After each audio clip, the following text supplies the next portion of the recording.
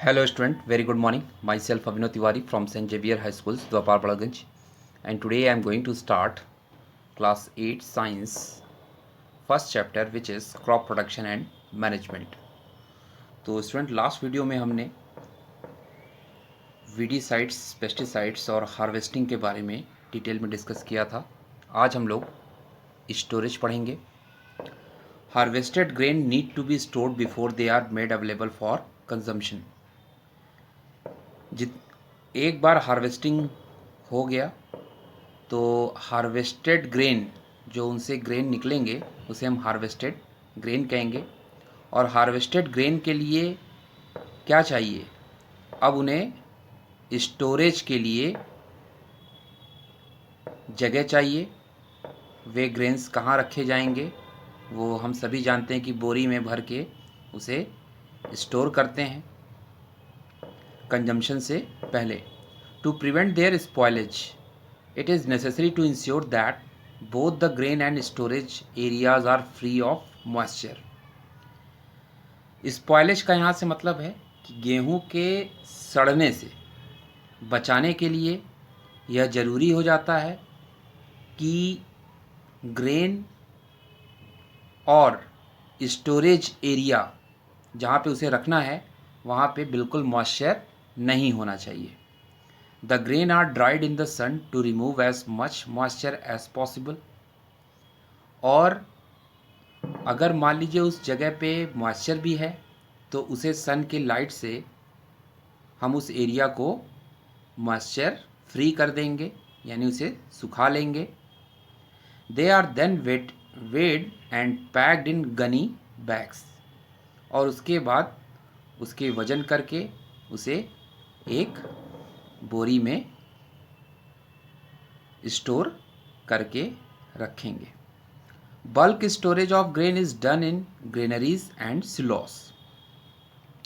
वहाँ ज़्यादा से ज़्यादा तादाद में ग्रेन, मतलब जो गेहूं के फसल्स होते हैं, उनको एक जगह पे रखे जाते हैं. जैसा कि आप डायग्राम में भी देख रहे होंगे, यहाँ पे grains stored in Ghani bags किस तरह से रखे गए हैं. इसके अलावा सिलॉस में भी ग्रेन को स्टोर किया जाता है. दूसरा फिगर आप अगर देखें ध्यान से तो ग्रेन स्टोर इन सिलॉस, ये सिलॉस है, ये भी एक तरह का स्टोरेज है ग्रेन्स का. पढ़ेंगे नेक्स्ट पेज पे. The storage areas should be kept clean and dry. ये ध्यान रखने वाली बात ये है कि जहाँ पे ग्रेन्स को हम स्टोर करेंगे वो एरिया बिल्कुल साफ़ सुथरी और सूखी होनी चाहिए. मॉइस्चर वहाँ पे नहीं होना चाहिए. Pesticides should be spread beforehand to keep pest away. इसके अलावा वहाँ पे पेस्टिसाइड्स का छिड़काव भी करना चाहिए ताकि वहाँ से पेस्ट ना हो. Periodic inspection of the storage area is necessary to ensure the safety of grains. और समय समय पे उस स्टोरेज एरिया का इंस्पेक्शन, मतलब जांच पड़ताल करती रहनी चाहिए ताकि ग्रेन सुरक्षित है या नहीं है उसके बारे में हमेशा इंस्पेक्शन करते रहना चाहिए. अगला टॉपिक है इंक्रीजिंग क्रॉप यील्ड. अब क्रॉप के प्रोडक्शन को बढ़ाने का तरीका हम देखेंगे. Carrying out the basic agriculture practice systematically can substantially increase crop yield. अगर हम बेसिक एग्रीकल्चर प्रैक्टिस सिस्टमेटिकली हुआ है तो क्रॉप की प्रोडक्शन भी बहुत ज़्यादा होगी. Techniques such as mixed cultivation and crop rotation can increase crop yield further. और डिफरेंट टेक्निक्स का यूज़ करके जितने भी मिक्स्ड कल्टीवेशन है और क्रॉप रोटेशन के द्वारा हम क्रॉप को फिर से बढ़ा सकते हैं. अब हम बात करेंगे मिक्स्ड कल्टीवेशन का. In this type of cultivation 2 or more different types of crop are sown in a particular field at the same time. Mixed cultivation क्या है? इस तरह के कल्टीवेशन में दो या दो से अधिक डिफरेंट टाइप्स के क्रॉप्स एक ही समय में एक ही फील्ड में उगाए जाते हैं। The crop chosen are such that the nutrient need of one crop are fulfilled by the other. जहाँ पे हमें क्रॉप्स का चयन करना होता है कि हर क्रॉप्स के लिए कितना न्यूट्रिएंट चाहिए, क्योंकि जब एक ही फील्ड में हम एक या एक से दो या दो से अधिक क्रॉप्स को लगाएंगे तो हो सकता है किसी क्रॉप की नीड ज़्यादा है, किसी को न्यूट्रिएंट ज़्यादा चाहिए होगा और किसी को कम चाहिए होगा। तो इसका भी हम ध्यान रखेंगे। जैसे लेग्यूमिनस प्लांट, लेग्यूमिनस का मतलब होता है, लेग्यूम मीन्स होता है यहाँ पे सीड्स, तो plant having seeds in long pots, उसे हम लेग्यूमिनस प्लांट कहेंगे। सच एज चिकपी और मूंग, जिसे हम मूंग भी कहते हैं, मूंग दाल आप लोगों ने खाया होगा। Moong can be grown in the same field, उसी क्रॉप में हम मूंग्स की भी खेती कर देते हैं उसी फील्ड में। किसके साथ? गेहूं के फसल के साथ हम मूंग की भी खेती कर देते हैं। अब हम बढ़ते हैं क्रॉप रोटेशन पे। The practising of growing two or more dissimilar crops in the same field one after the other is called crop rotation. अब ये क्रॉप रोटेशन क्या है?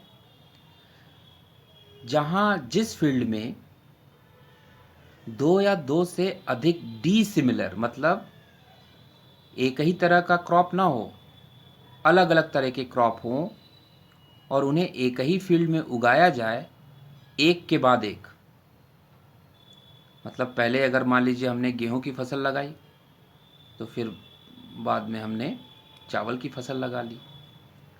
तो इस तरह से अगर हम वन बाय वन उसी फील्ड में दो या दो से अधिक डिसिमिलर क्रॉप्स लगाते हैं तो उसे हम क्रॉप रोटेशन कहते हैं। This is done on keeping in mind the nutrient requirement of particular crops. दिमाग में हमें यह भी रखना है कि पर्टिकुलर क्रॉप के लिए उसकी रिक्वायरमेंट और उसकी न्यूट्रिएंट भी अलग अलग होगी। For example, crops such as wheat and paddy use up a lot of nitrogen from the soil. This lost nitrogen can be replaced naturally if leguminous plants such as pea, soya bean or a green beans are sown after wheat or paddy. Example के लिए अगर आप wheat या फिर paddy की फसल ले लें तो इन दोनों को सॉइल से नाइट्रोजन बहुत ज़्यादा मिलता है, तो इनके नाइट्रोजन को नेचुरली लॉस किया जाता है। यदि मान लीजिए लेगुमिनस प्लांट, जैसे कि आपने मटर ले लिया, सोयाबीन ले लिया, ग्रीन बीन्स ले लिया, इसे आपको लगाना है तो ये कब लगाएंगे? इसे आप वीट या पैडी क्रॉप के लगाने के बाद लेगुमिनस प्लांट को आप लगाएंगे, ताकि जितने भी नाइट्रोजन होंगे वो लॉस्ट हो जाएं। Leguminous plant have a special kind of bacteria called nitrogen fixing bacteria in their roots that helps in restoring the nitrogen content of the soil.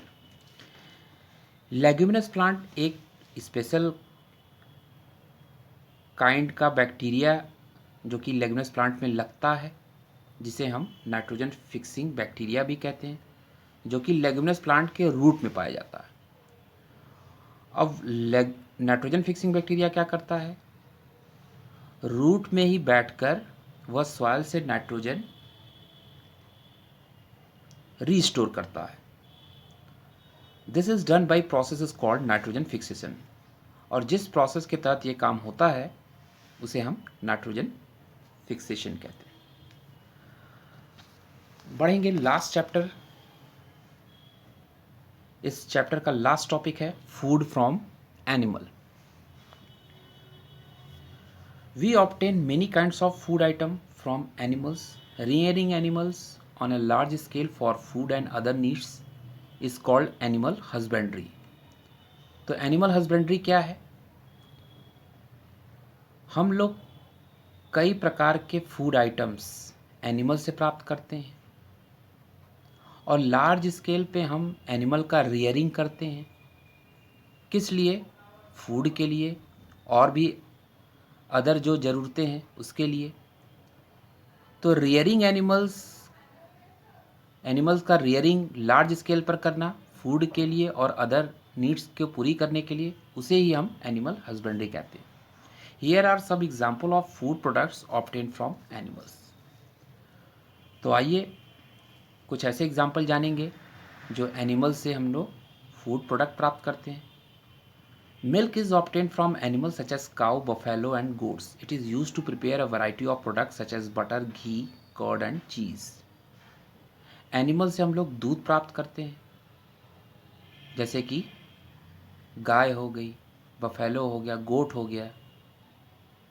और इसके अलावा दूध से हम लोग कई वैरायटी ऑफ प्रोडक्ट बनाते हैं जो कि खाने के यूज़ में काम आते हैं, जैसे बटर हो गया, घी हो गया, कर्ड हो गया, चीज़, ये सभी जानते हैं। दूसरा एग्जाम्पल है meat is obtain from animal such as goat and chicken. Goat और चिकन ये भी एनिमल है और इससे क्या प्राप्त किया जाता है? मीट प्राप्त किया जाता है, मांस जिसका कहते हैं। People also eat many kinds of fish, shrimps, prawn, lobster and other sea animals. इसके अलावा जो पीपल हैं वो कई प्रकार के फिश, श्रिम्स, प्रॉन, लॉबस्टर्स और भी अदर सी एनिमल्स को खाते हैं। अगला है eggs are obtain from birds. Birds से एग प्राप्त होता है, जैसे कि हैन हो गया, टर्की हो गया और गीज हो गया।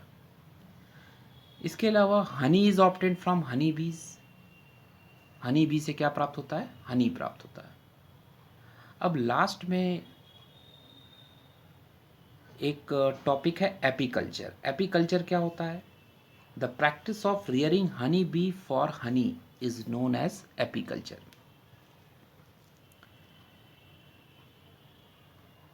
हनी के लिए हनी बी मतलब मधुमक्खी से हनी निकालना एपीकल्चर कहलाता है। तो स्टूडेंट, आज के लिए बस इतना ही। ये चैप्टर यहीं पे एंड होता है।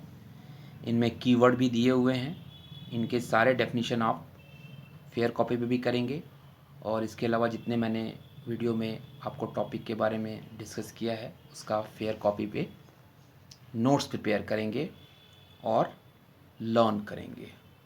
और वीडियो को देखने के बाद आप लोग हमें नोट्स प्रिपेयर का पिक्स जो है वो हमारे पर्सनल व्हाट्सएप नंबर पे जैसे सेंड करते थे वैसे ही सेंड करेंगे।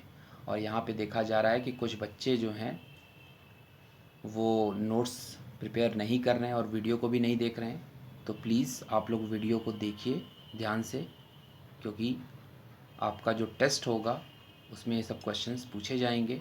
इसलिए रेगुलर आप, इसके अलावा कॉपी चेकिंग का भी वर्क किया जाएगा, इसलिए आप अभी से ही नोट्स प्रिपेयर करते रहें।